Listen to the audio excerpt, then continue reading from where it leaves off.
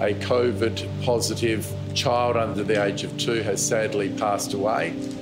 This is still being determined the cause of death. That tragic news came as COVID numbers soared again, with daily records broken in New South Wales, Queensland, Victoria, Tassie, the Northern Territory and the ACT. But with testing queues and isolation rules causing growing frustration, the focus of today's Emergency National Cabinet was on getting all state and territory guidelines on the same page. Today we've agreed a very practical way forward to dealing with the realities of Omicron.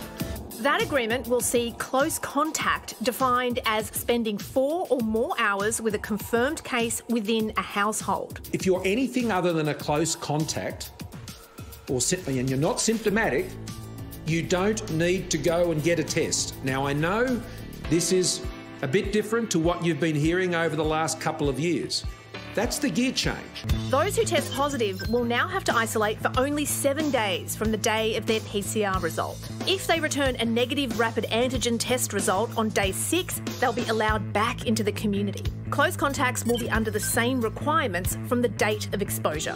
The new rules will come into effect from midnight tonight, except for Tassie on January 1, with WA and the NT yet to confirm a date. WA did, however, confirm a big toughening of its borders, spurred on by just one new case linked to a backpacker. Tomorrow, Queensland and South Australia will be elevated to extreme risk status under our controlled border arrangements. This means travel from those states will not be permitted unless approved under extraordinary circumstances. So are these changes the best way forward? And will they make this new year better than the last two? Because Australia's future is bright.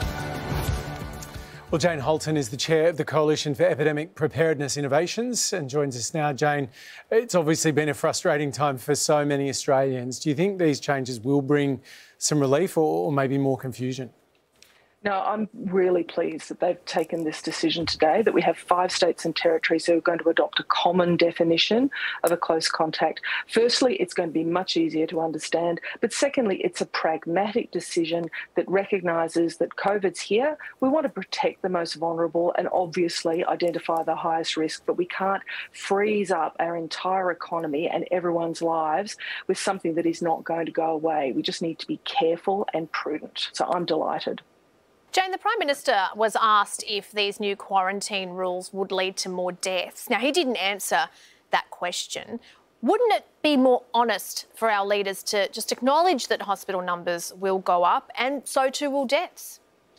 It's a sad reality that some people, when they get COVID-19, become seriously unwell, and very sadly, a small number of people will die.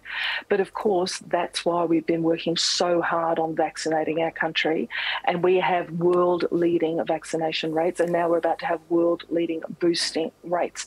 So that is going to be the best protection we can have. But let's also remember that those simple steps, masks, social distancing, etc., should keep those numbers in check a little bit. But very sadly, some people are going to die. Not very many, but for every death, it'll be a very sad day for a family or two. So, yes, that's what we're going to see. Jane, the rules have changed so many times. We hear different things from different leaders, epidemiologists, doctors. Has it all just become too confusing? I don't know about you, but every day when I get up and read the papers and see the latest comment on something, it does sometimes do my head in, and I understand this. So I agree with you that sometimes it can be a bit confusing. I actually hope that today's decision helps people understand because it's simple. And again, if we go back to the basics, 5 jurisdictions now are going back to the basics: masks, distancing, a certain amount of preference for example, things like outdoor dining, much safer, open the window. All those things are pretty simple to understand. But I agree with you, this pandemic has not been simple. No one can accuse COVID of being simple, but let's hope that now we're where we are, well vaccinated, that we can stick to these simple rules and actually get on with our lives. Jane, we're still hearing of big shortages of rapid antigen tests. Like today I walked into a panic, and before I could even finish asking if they had any, she was like, no, we don't have any, and none of the pharmacies around here do, OK? So I just ended up Googling, panic buying a dozen from some random website I found on Google. Tell me, why wasn't Australia better prepared for this next phase? It's a good question. We've known that rapid antigen testing is going to be part of our armoury for quite some time. I can only speculate why people actually haven't bought more of those tests and ready to go when they're needed.